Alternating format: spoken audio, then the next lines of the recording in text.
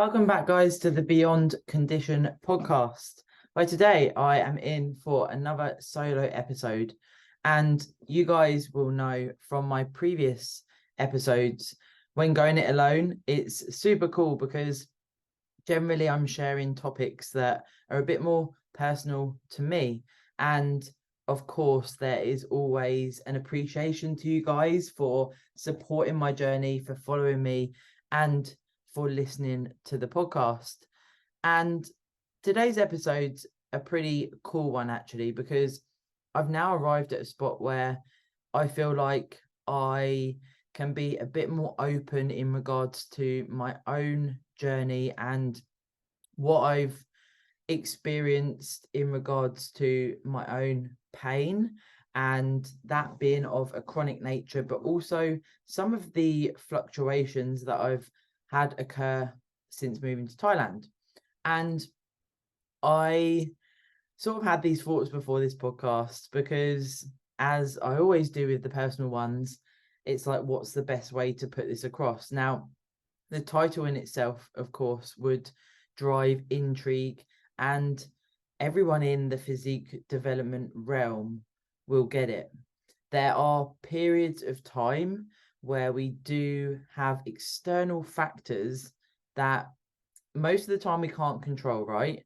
And then it's when you get that kickback from your physique, it's a real tricky time. It's quite a mind warp. And for myself, I actually had my check-in today, and when speaking to Tom, my coach, I was saying, I follow everything to the letter, and I can hand on heart say that I do that. Whatever phase I'm in, whether that's a growth phase or a prep phase, I'm always conscious of my whole day being revolved around what those boxes are that I need to tick. So before coming to Thailand, there was considerations to how Thailand life would be as a bodybuilder. And I actually put this in a post the other day about one of the first questions I asked Matt was, will I be able to get access to a good gym? I'm sure you can relate with this one. And also, can I get some of my staple foods? Now, you may have heard me reference it on the pod before, and it's been a bit of a running joke with Instagram and friends that I've met in the industry that lettuce is one of my staple foods, whether it's prep or height of off season. I just love lettuce. And of course, chicken, things that we would associate with your bodybuilding staples. I was able to bring core with me. We were able to bring whey, and then we've found a supplement store where we can get that. So these types of foods that would enable me to have those staple things in my diet. When we think about things like fruit, fresh produce, all of those items, I just wanted that peace of mind that they would be available for me, because I've never been to Thailand. And although wherever you go in the world, there is normally access to your foods that you can get in the UK, but not knowing what it would be like out here, it was like, if I know that I can get some of the foods that I'm used to, then I'm sure I can adapt around that. And that was certainly one of my big priorities before we eventually made that step to move here. Now, as I sit here and record this podcast, and those that follow me on Instagram would have seen, the Thailand life is exactly what I wanted in regards to where I see my life going, being able to be in a country where it's such good vibes. It's a very nice way of living. Everything is less stressful. There's not the pressures that I would say you experience in the UK. Now, by that, I mean, it's an easier way of life. It's more cost effective. The people are happy. And like I say, there's a really good vibe. And that's what I imagined it would be. So making this move, all of those considerations were there. And it was like, this makes total sense. As an online coach myself and Matt, it was like, we don't actually need to be in a certain place or tied to a certain place. And we're in a really grateful position where we don't have commitments as such that would need to keep us in the UK. Of course, we have family, we have friends, we had things that we had to let go of by doing the move, but the thoughts of a better lifestyle day to day, that is something that I've always dreamt of. And it would be very easy to see on my Instagram or to think of this as a concept. You could easily be led down the path of, wow, they're just living their best life now. And one of the reasons for doing this podcast was to explore that a little bit more as well. And as the podcast host and with the listeners tuning in, you guys every week, and the messages back and forth and the personability there that I really do appreciate and I live for, it's cool for you to get more of an understanding who I am and what my missions in life are. And for me, all of those things considered, plus the idea of living a minimalistic life. Since a very young age, I've always had these aspirations of not having many items. Now, I've explored this on the podcast with you guys before. The story of my life, the trauma, the things that have led me where I am today, all of those have led to me wanting to live this type of lifestyle because I've never been very materialistic. It doesn't do much for me to have a load of money, a load of expensive things. I would rather have memories and quality of life. That's me, that's my personal opinion. So then to have this thought when we started thinking about Thailand of actually we could come here with a couple of suitcases each, just ourselves, and start a new chapter was so appealing to me. And bar the staples that I spoke about, it was like, if I can get a gym and I can get access to the foods that are part of my plan, foods that I enjoy that allow me to stay on track, of course I can get steps in. The fundamentals are there for bodybuilding. We brought our own supplements out and everything was lined up for this to be the perfect transition. And I started making moves towards this coming over to Thailand well before, but we needed to wait till we got a visa accepted and various other things we had to tie up before it being definite and before we could tell people, etc., etc. So I started selling things on Facebook Marketplace, all of these types of things. And it was like almost that manifestation of this is going to happen.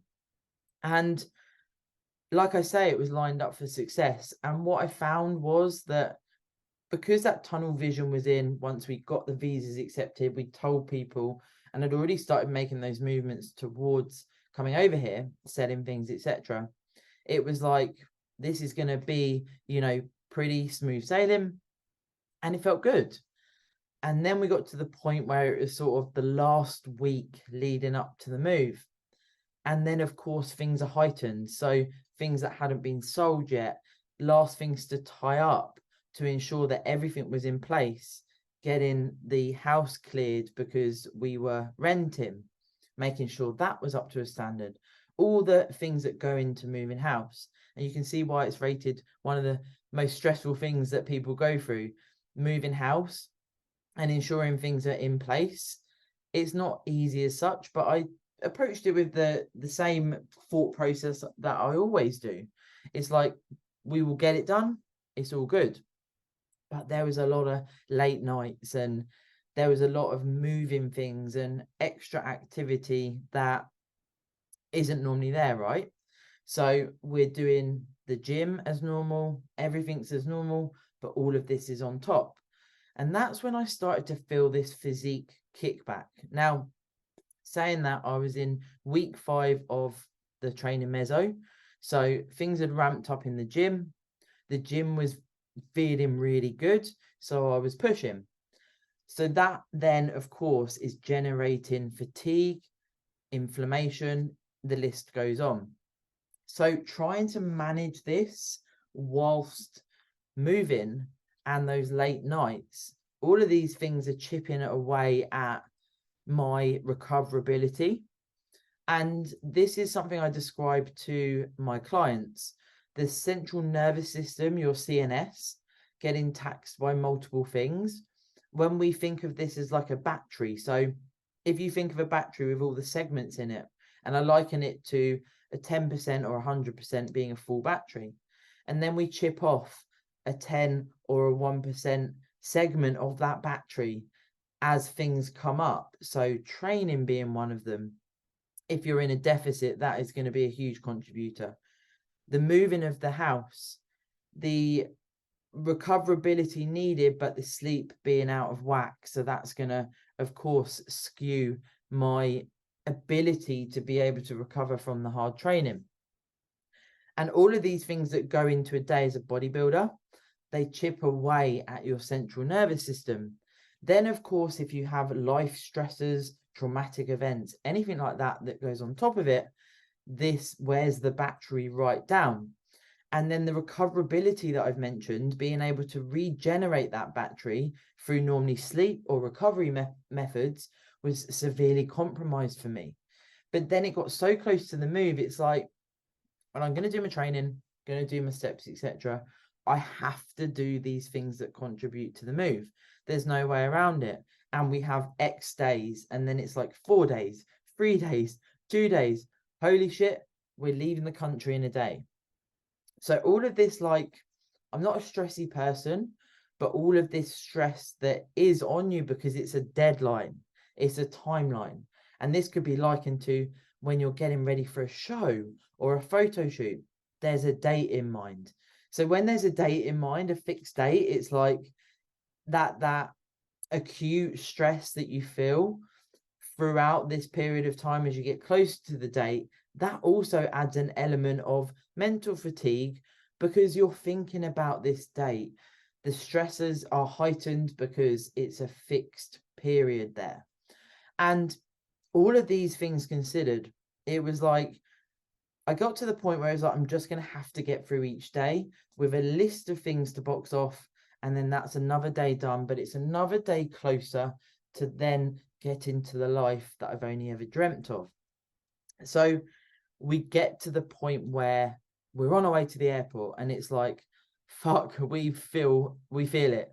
We feel the fatigue, the central nervous system is taxed. And for me, flying's a little bit of a tricky one, especially long haul, because I do experience inflammation and a pushback from the physique. So this was like the second part to that potential kickback from the physique. Now, something that I actually posted today on the gram was that I'd like to share more about a chronic pain that I have. And Matt's encouraged me to do this for a while, but I always say to him, I don't want to wang on. He said to me, you have to say it like that. I don't want to wang on about pain because I've had chronic back pain since my late teens from a car accident. And that has actually got worse over my time as a bodybuilder. So when we were in the car and having moved and having finished a training meso and having done everything to get to that point where we were in the car on the way to the airport, my back was not in a good place. And like I say, this is a chronic injury that I have. It's a condition that I have. And really, it's a very similar condition to arthritis. It's a degenerative disc problem. So there's not actually much you can do about it per se. Like arthritis, it's about managing it. Now, I've found throughout my time that I get flare-ups, which is common with a lot of chronic injuries and conditions. You can go a period of time with feeling pretty stable, but then something can aggravate it and it can flare up. And for me, my back is a tough one because every prep, it gets pretty fucked. So I remember my last prep on the evening before my last show of that prep, I did 4 shows. I could barely move because my back was so bad. And posing for me, you'll appreciate if you compete. You're pretty much a contortionist.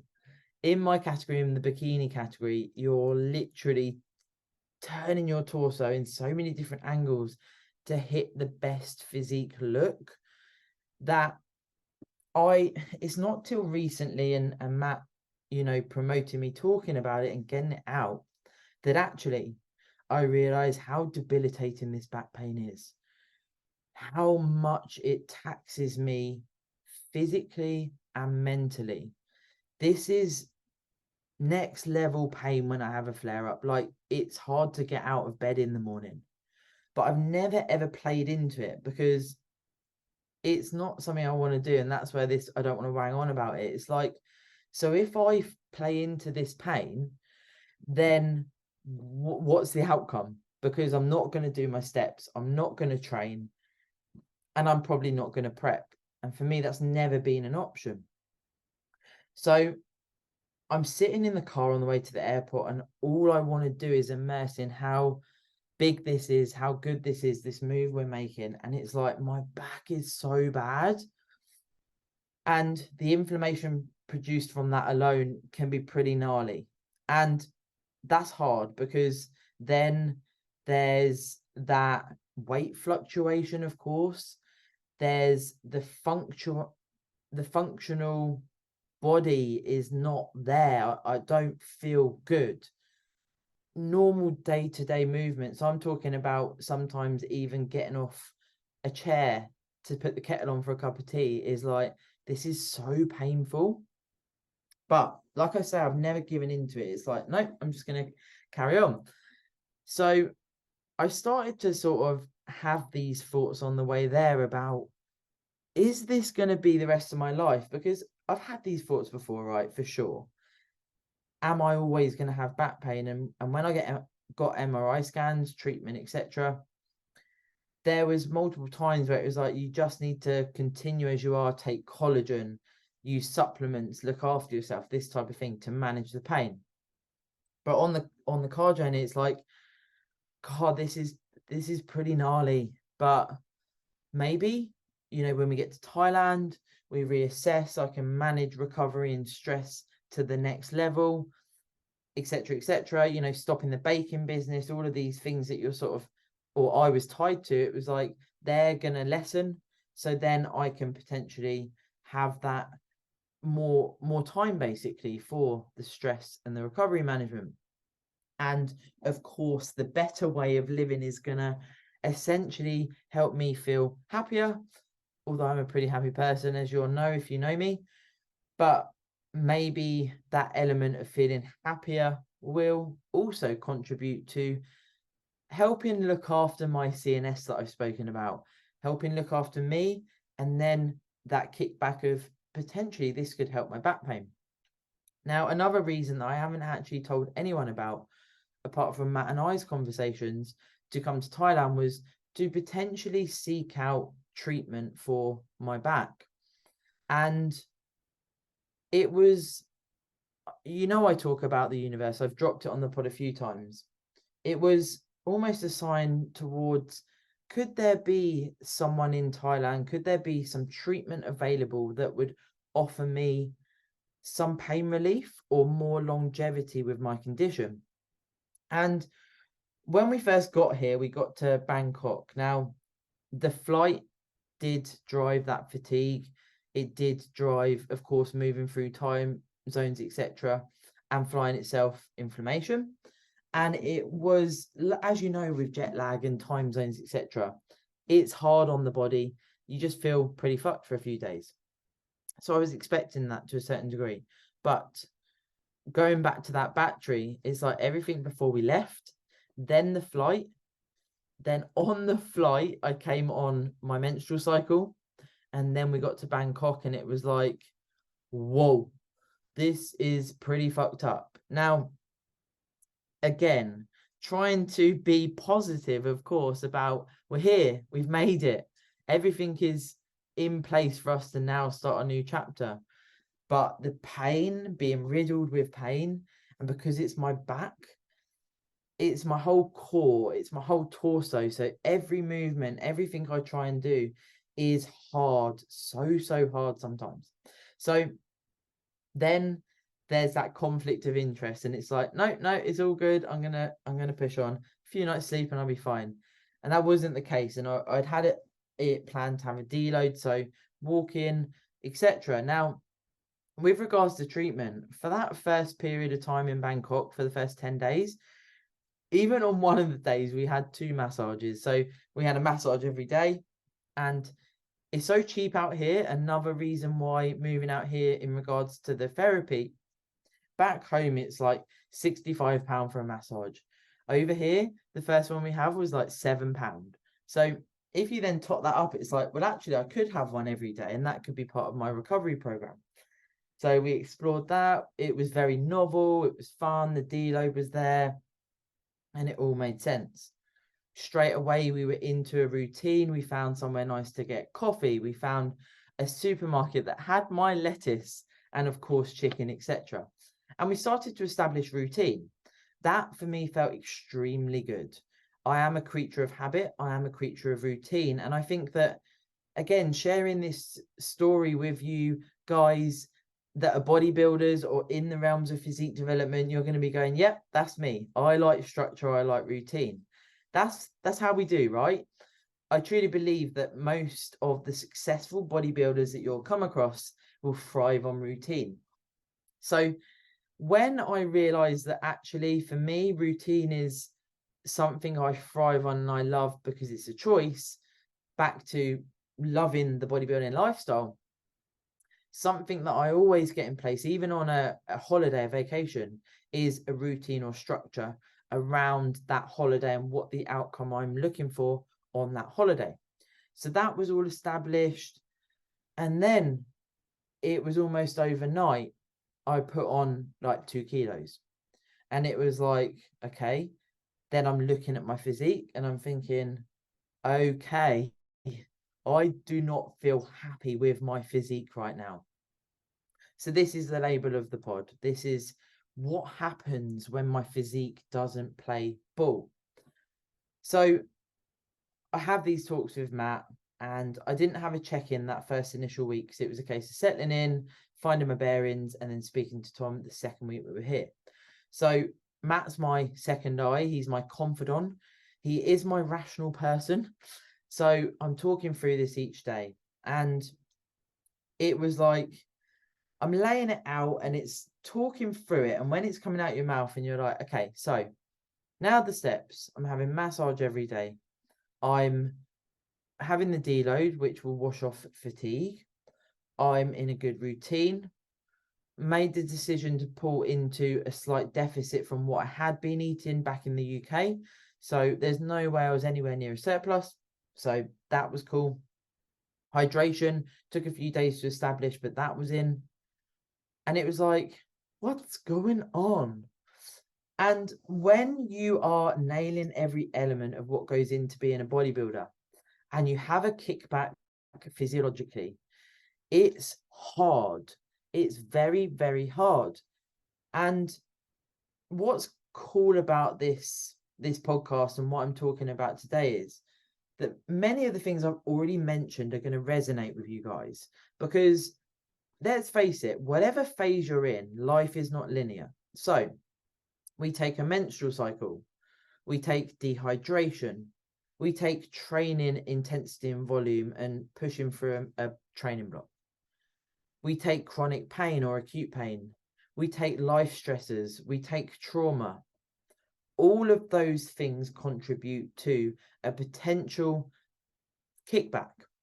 So when they all arrive at once, I'm like, holy shit. So it was tough. It was really, really tough. It's not until really this week, I entered the week on Monday and I was like, I think this is going to be the turning point for my physique. And it has been. And this is where I'm at this spot as to sharing this episode and speaking to you guys about the bigger picture when it comes to things not potentially going in the right direction that you're hoping for when it comes to physique development. So let's dig into these separate areas a little bit more.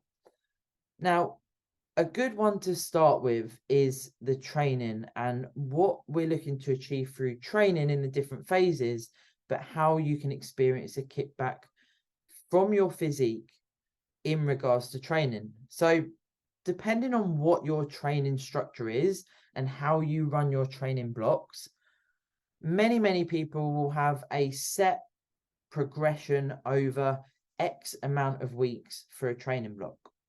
And then nowadays, a lot of coaches and a lot of athletes I speak to will have the potential of a deload factored in, or one that is, as you go along, do we need to deload here when you start getting the kickback from training? Or if a holiday comes up or something is there that you can go, I'm going to capitalize on a deload. I've got less time for training. I'm pretty fucked. I can ramp training up on the lead up to that. So for me, the way training works is ordinarily a training block would be no longer than 6 weeks. And over that block, week 1 is almost like if there's been any exercises that have slightly changed or something added in, it's establishing the movement patterns there, getting comfortable with that exercise or a slight adaptation in that exercise, getting back into training off the back of a deload, easing myself in for the first week as such. Second week, things slightly ramp up. And then over the 5 to 6 weeks, which is a continual progression model, it gets to the point where it's either 5 weeks if I'm feeling pretty fucked, or 6 weeks if it's like I've got a week in me. Sometimes it's hard to push for that 6th week, particularly off the back of my last prep. It took me 7.5 months to recover, I would say, to a point that I actually felt I'm nearly there. And now I'm approaching 11 months on, and I think that most things are rectified, right? But only just now. Now, that may sound nuts to some people, and they think, yeah, right, it doesn't take that long to recover. But for me personally, it has. The last prep, I dug hard. It was pretty savage when I look back.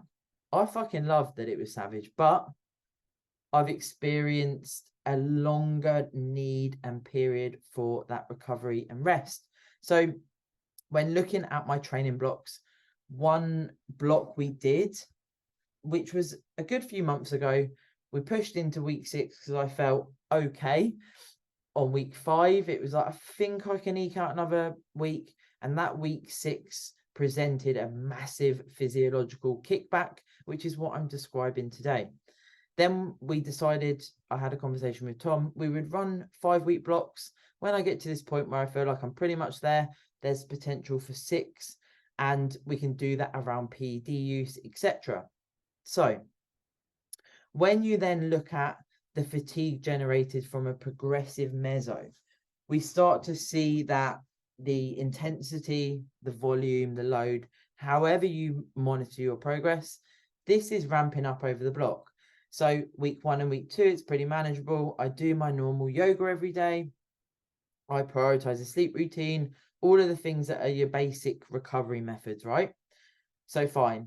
Then week 3 ramps up a bit. Normally week 3 and week 4 are pretty cool. I'm feeling a bit battered, but it's manageable. Then we have week 5, week 6.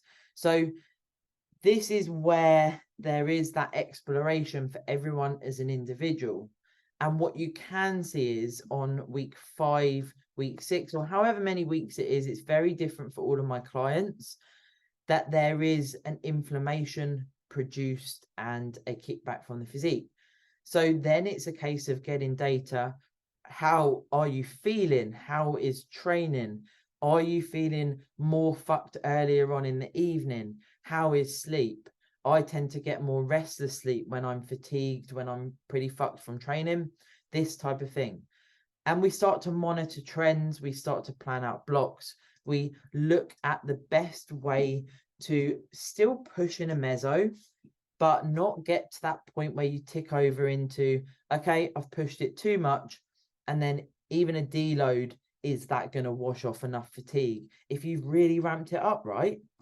So this, of course, can generate a lot of those things that we'd expect from training harder, essentially. And I certainly have to be very, very mindful of inflammation, particularly in my calves. Since the divorce, which was am I going to say a few years? Well, it was over 2 years ago now.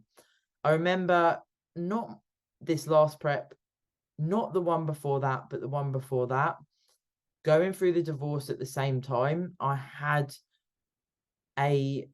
so one night overnight, I had it came out of nowhere. It was like a random kickback of my physique where I put on, again, it seems to be a 2 kilo mark, but I put on like 2 kilos overnight and I was 6 weeks out.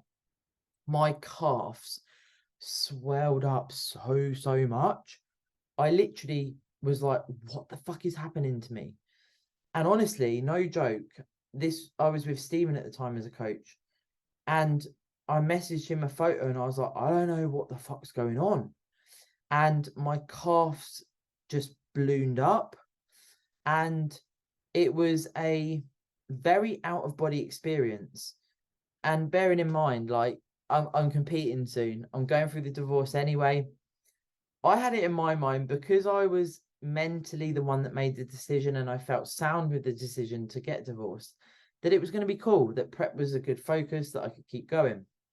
And actually, this swelling, I couldn't even stand up for a portion of time. I went to get some treatment. I wasn't able to train legs. I couldn't do cardio. Steps were brought right down and it would not shift. And the sports therapist I saw at the time, she said, I've got a massive red flag over your head. For you competing, for me, I'd have to say it's a no-go. But I was so tunnel visioned, as we do, guys, as we do in a prep, we push on. So since then, I've been very, very sensitive to swelling in my calves. And when I push through a meso, I can tend to get a lot more inflammation around my calves where, like, and as an example, in the morning I get up, I put my feet on the floor, and it feels like, when you see swollen feet where the toes like don't touch the floor, where the pad of the foot and the whole foot is so inflamed. It feels like that. It's not actually like that, but that's what it feels like. So this is another sign for me. It's like, okay, so the inflammation is presenting more and more over the block. How much can I push this? Because actually, that experience that I had where the calf swelled up a lot, it was pretty mental. And the therapist said to me that, like I say, there was a red flag over my head, but she said there could be some long-term effects from this, and certainly there has been. So particularly when doing things like flying, if I don't wear flight socks, my calves, it's so uncomfortable. And this is the type of thing for me as an individual that I've needed to learn, that when I ramp things up too much, if I do not manage my stress and recovery by doing my yoga, by having my baths, by doing contrast bathing, by having massage, all of these things, the calves will almost stop me because they become so inflamed. So this is an example. It's something that I sort of, I guess, for you guys, want to get your thought processes working in regards to, is there certain things that you notice that you could communicate with your coach to say, when these things happen, I start having restless sleep, which causes me to potentially have a fluctuation on the scales. It potentially affects my energy. It affects my training. Is there trends that you maybe haven't thought about? And actually you could go, wait, this is something I could monitor here. And that will then help me be able to manage a potential kickback before it happens, or have it as okay, so when I get to this point, this is going to happen. So this week's check-in, maybe I need to be more objective because I'm going to have inflammation, or, one of those things that occurs when the physique doesn't play ball, as we like to say. So that's the example of training, and of course tied in there the inflammation that I get off the back of a traumatic experience, that one-time event that I've been left with throughout the rest of my time since then. And that tying into, generally, it's more if I'm on my feet more, or if training has progressed a lot and I get that kickback. So that's something I notice and I know. And if I start to have those days where getting out of bed and I feel my feet swell up like that, if that's consecutive days and that ramps up and everything's on point, I'm like, okay, communicate that with coach, put measures in place, have my feet raised as much as possible, those types of things, and try and manage that, and then assess, is it time for a deload or a drop in volume or something else that's going to help me manage that period of time. So that's when we speak about training. Now then, I've mentioned about my menstrual cycle. So actually, I had my menstrual cycle arrive on the plane, which was very convenient, as you can imagine. And then 3 weeks later, I also had another menstrual cycle. So this has been in my first 4.5 weeks period of being in Thailand, both of which have been incredibly heavy. Now, when we look at stress and recovery management during your time of your cycle, this is very, very person dependent. Of course it is. It's so individual, and there's no real, there's things we can put in place that we know as coaches, of course, and there's personal anecdote, what helps you, but this is an individual response. So for me, over the last, probably touching on a year, I've been experiencing very heavy, painful periods. Now for me, there's the normal, which you expect with most people, most females. You get the bloating present, so typically on the lower portion of the abdominals. So when you do your check-in and your check-in shots, or you're checking your physique out in the mirror, it's like, okay, I've got my artificial bloating here. I like to liken it to, it's almost like a superficial fake presentation of the stomach area that we don't want to zone too much in on during this period of, on the lead up to your cycle, during your cycle, and potentially after your cycle, depending on your own physiological response. So during these two periods, they've both certainly added another ton of fatigue, of challenge, of toughness, because when I have my periods, no matter how heavy they are, no matter how much pain I get, I still do everything I need to do. On top of that, I supplement with additional iron. I add some more recovery in, but I still do my training, I still do my steps, and I still do everything I need to do. And there's always been that open communication with Tom where it's like, if the pain is too much, then lower the training or miss a day of training if required. But for me, of course, there is revelations happening, which you're going to hear through this podcast, but I don't want to miss the training if it's scheduled in. This is of detriment to myself at times. I'm happy to admit that now, because that sense of vulnerability is cool with me now. It sits fine. I understand. At times I can be a bit of a dick. I can not listen to the presentation of higher levels of fatigue, of needing to potentially pull back. However, what I would say, which is what I put in my post today, with clients, I'm always on it with recovery and stress management. And it's like, okay, so what's happening with physique?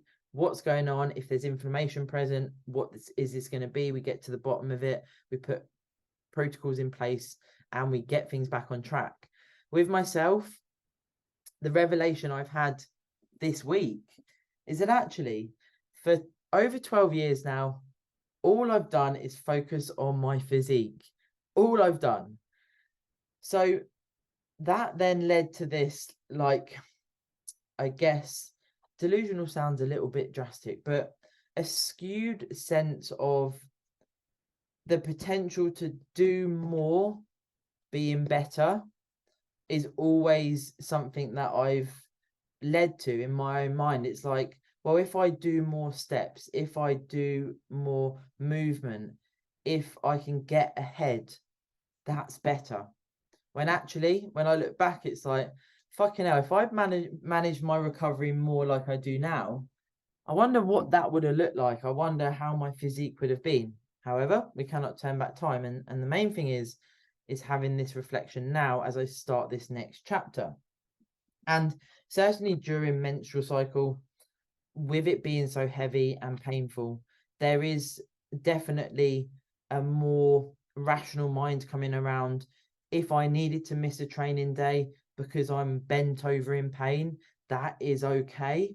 I remember actually there was a period that arrived back in the UK, and we went and trained at the gym, and I actually had to lay on the floor, and I was in the fetal position, and I was like, this is so fucking painful. And then I was doing a set, and then I was back laying on the floor, and it was like, what is wrong with me? Why can't I just have a day off? But I'm sure there'll be people listening that will resonate with this. Another reason to talk about it, because you're not alone when you think that doing more is going to be better for your physique. But actually, when we look at things like placing deloads or having time away from the gym, what I've experienced of late is that I get a positive effect on my physique. So this week, like I said, has been a pretty pivotal one. Again, another pivotal week, but I feel like this is certainly self-growth. That I actually had a rest day on Tuesday, and I dropped a good amount of weight on the scales on the Wednesday. Digestion was good. I woke up feeling better. I didn't have any swelling, and I'd had a rest day. Wow, thank the Lord. Finally, I'm realizing that rest could be a very good thing. And when I say for 12 years, I've focused on my physique, I've done back-to-back preps. I've pushed myself. I've gone to the extremes because I love it. I want to. But now what I'm learning to love is my own, myself more, which has been something that's grown. But when I talk about this new dimension and this thought process, it's like I'm loving myself for being able to be a healthier and happier body, rather than just pushing for looking at scale weight all the time, constantly looking at myself in the mirror, feeling isolated by my own thought processes. And this is where this 4.5 weeks has been so tough mentally. And I'll say it again, I don't like to wang on, but I don't put it on anyone else. It's all very internal. I'm very open with Matt, and he can sense if I'm processing and overthinking. So it forces me to externalize how I'm feeling. And throughout this whole time, we had that acute period of the 10 days in Bangkok, and then we then settled in Chiang Mai. We've said, trust the process, trust the process. And even when, where I'm talking about menstrual cycles, even when these occurred, it's like, okay, so there's a fluctuation on the scales, there's inflammation, there's bloating, there's water retention, there's lethargy, all of those things that are associated with this time. Okay, so this is for 7 days, say. So that's another 7 days in this period of time.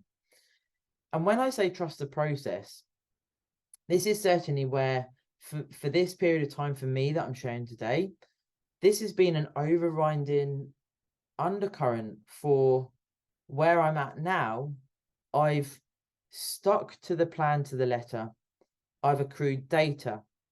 I've experienced several different things through this period of time that all present a physical kickback, or potentially have a physical kickback.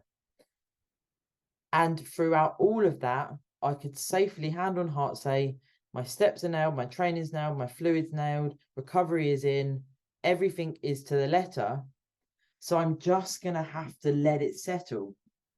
I'm going to have to trust that one day I will be back. And that's what it felt like. And as the weeks went on, it's like another day, another day, another week. How long can I trust this process for?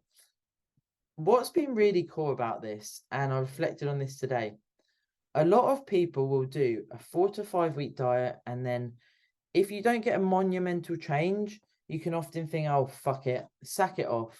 Or, you know, you can go into this very self-detrimental pattern. You could maybe over-restrict, the other end of the spectrum. But the 5th week arrives, or approaching the 5th week, and in the last 4 days, I did a check-in on Monday, and today there's been a dramatic response in my physique because I was able to trust the process, and hand on heart, know that I've done everything in my absolute power to facilitate where I am right now. Now, something else that I haven't really mentioned is the changing climate, the humidity out here compared to the UK. So this is something you guys might be experiencing now. So it's a nice relevant topic for you. And the kickback that you can get from heat is big. It's massive. So of course we lean on hydration, potentially electrolytes. That's like your basic. Most people will know if it's hot, you drink more.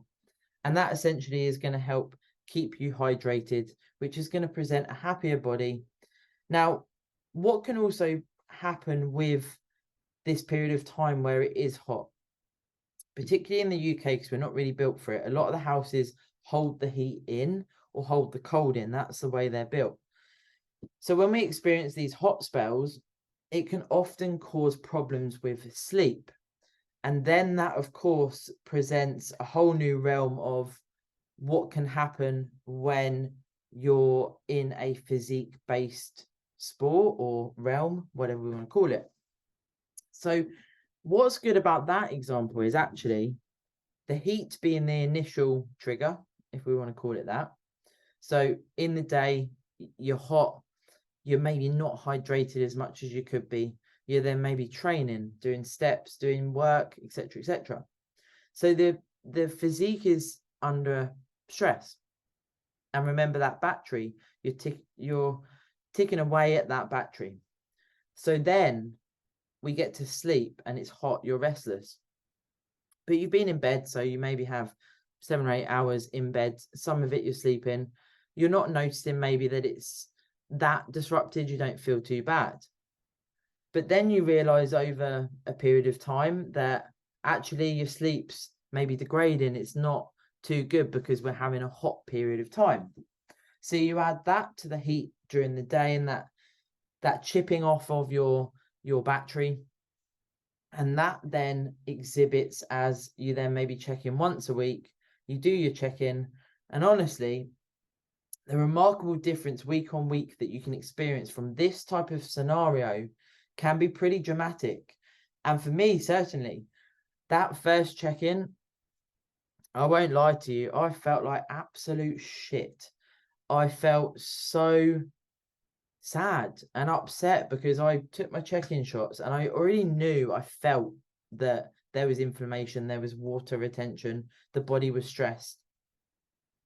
It's a horrible position to be in when you have almost these external factors affecting your physique, but you're doing everything you can to get the outcome you want. It's a mind fuck at best. Excuse me. And it was hard.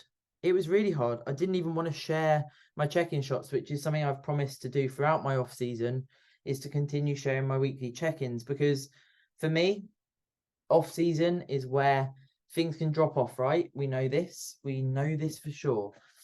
People are on board with your prep, everyone's loving you getting shredded, and then off season it's like, oh, where's everyone gone?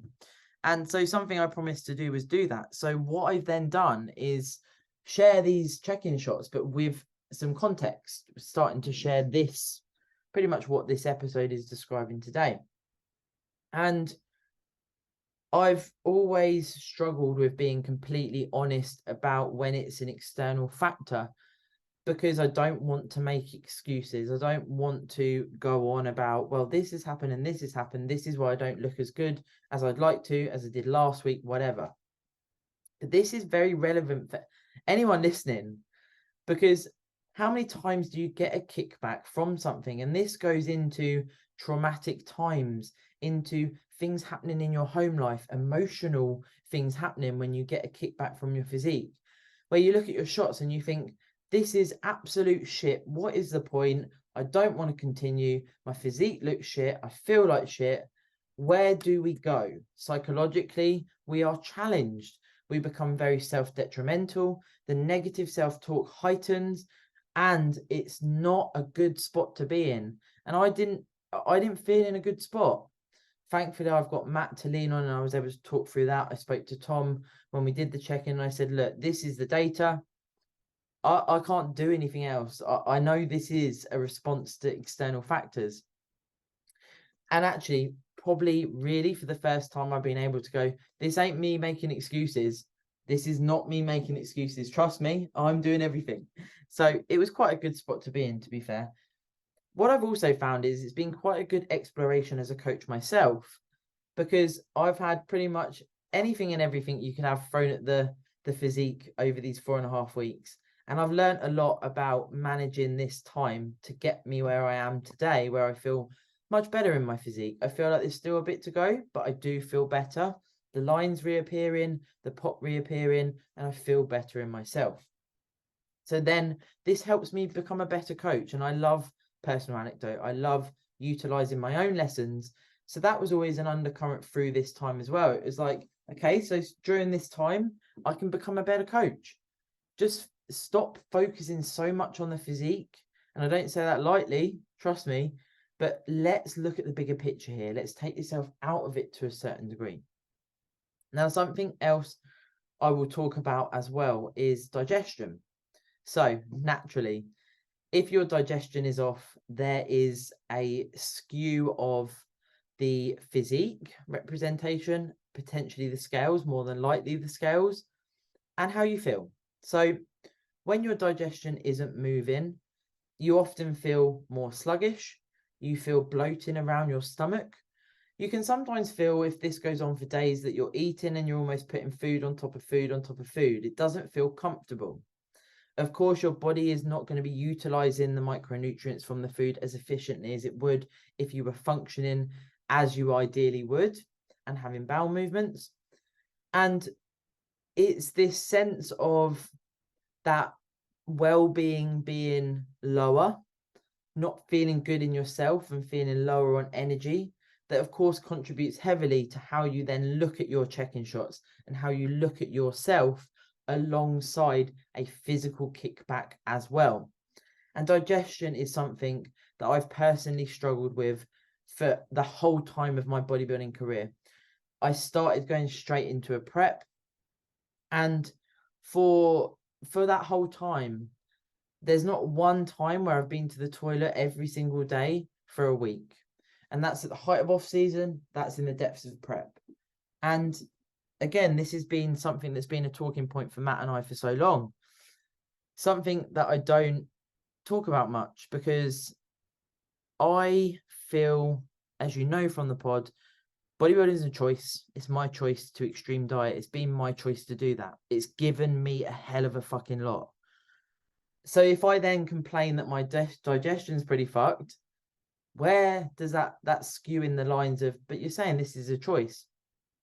But what I would say now is that part of the reason, like I mentioned, of coming to Thailand was to gain some treatment and to also potentially look at a way to improve my digestion. And I'm going to share it with you guys, because if you're in this realm, you get it. We talk about everything, right? Especially with your coach. For 8 days, I was going to say 7, but we're on day 8. I've been to the toilet twice a day. Now, this is fucking mental. It's massive for me. I haven't had that, even if it's been a few days ago and once. I've never had this long of a period of time where I've been able to have digestion move, to have bowel movements for this period of time twice a day. And it's mental. So then when I've had this happen, again, like I said, this week, it's like, bloody hell, this is a week of revelations. Talking that out loud to Matt the other day, I was like, do you know what? I think I could share this, because this is not normal. This is not normal. But it gives you an idea into, you know, what can happen off the back of this sport. And that for me was preps back to back and extreme dieting and not knowing when to stop. And this is something I'm addressing now, because it has to be addressed, right? How can I do that for the rest of my life? And where I'm going to finish it today is the treatment that I've now found and come across. Actually, Matt found it. and why that's been such a pivotal point in my life. So I've already described us having multiple massages, etc. And Matt was looking one day on Google and he found this guy. And he was looking up massage therapists because we'd moved to Chiang Mai, etc. And there was loads of reviews. And there was people saying, I've had one treatment, this man's changed my life. It's a Thai man. And he said, these reviews are mental. And I was like, whoa, this is sick. Like, this sounds amazing. And Matt actually had a really strong sense that we could come to Thailand and maybe fix me. He wants to help me. He wants to help me be out of pain. It was hard for him seeing me prep in particular when, like that check-in, I literally could hardly turn my torso and I'm competing the next day. And part of that was the digestion, because he knows that's not normal for me, and the chronic pain. So we're looking at this reviews and it's like, whoa. And we both got a feeling. And it was like, could this be the man that changes my life? So we take it's not called Uber out here, but we take a cab it's called a Grab, to this guy's place, and there's no one home. So there's a cafe opposite, or a bar set up, and we were like, is this person home? And obviously they don't speak English. And they were like, oh, he's gone out, and gestured that he'd gone out. So we were like, okay, so should we leave a note? And Matt was like, I'm going to start writing this note, and I think he's going to turn up. So he starts writing the note, and the guy turns up. Anyway, we book a treatment. And I was like, this guy's got a really cool vibe. He's got like plants everywhere. And the place where he does the treatments, it's like, a really nice setup, really nice vibe. I could feel the healing coming from him. And automatically I was brought into the process. So I had my first treatment. By God, I've never had a treatment like it. It was nothing short of phenomenal. And he has given me hope. He's given me hope. I've had some big shifts in my pain. I didn't think I was going to cry on this pod, but here it comes. This week I had a treatment on Monday, so that was my third one, and I had 3 days without pain, which I haven't had since I was 17 when I had the car crash. And it's literally crazy to wake up with no pain of a morning and be able to move, because my back pain is the whole of my lower back, which goes around my whole torso. It's like, I know every single day one movement could aggravate it, and that could be 4 or 5 days of a flare up, and then back to the pain that's just there all the time. Always there. It's always there. But I don't like to become the pain. I don't like to play into it. And then I trained as normal and whatever. And then yesterday morning, it started to niggle a little bit, and I'm aware of it again, but it's remarkably better. And since the treatment before last, so the second one was the first one, even, I started having bowel movements once a day, a couple of times twice a day. Then the second treatment then facilitated this 10 days of twice a day. And now I'm at this spot where I'm like, is he going to save like my life from pain? And each treatment's been different. I've never had work done on my body like this before. Matt's premonition of this happening is coming true. And it's just a phenomenal spot to be in. And I believe as well, he's allowing me to have more connection with myself, with my body and my pain. And not just to accept that I'm going to be in pain for the rest of my life, that actually there's hope that this can get better. And that in turn is helping me feel happier in myself. That in turn is arriving me to feeling that my physique has turned a corner today.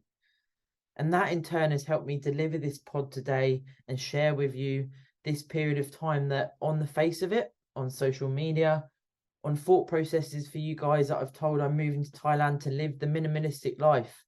On the face of it, I'm sure that a lot of people are going to think, well, she's out there living her best life and whatever.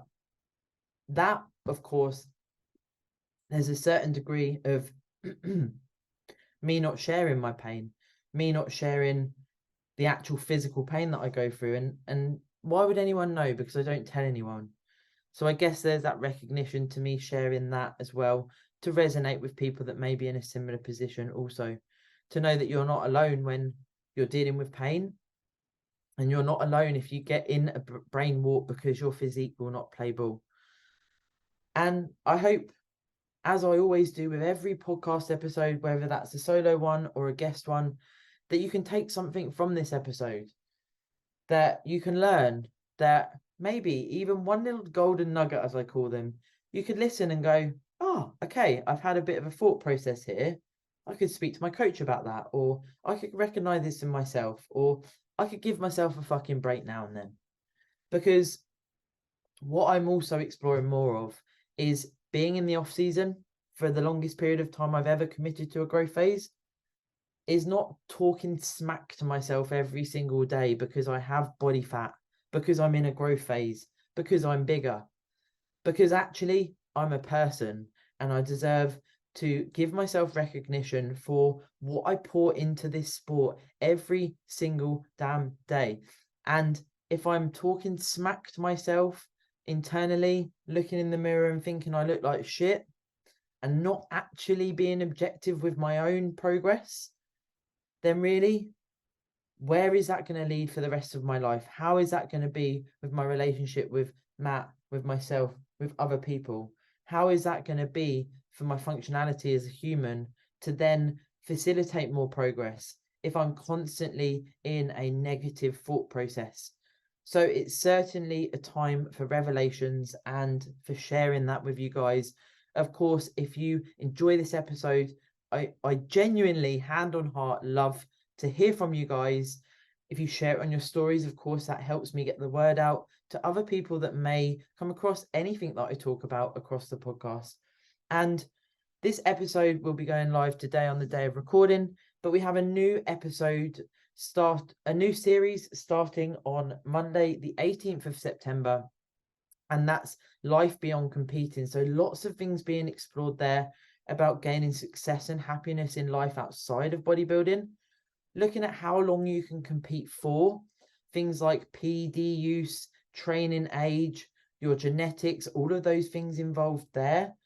I've also got a guest that I've met in Thailand who's going to come on. He worked in an institute where he helped Olympians, professional athletes come away from sport for various different reasons.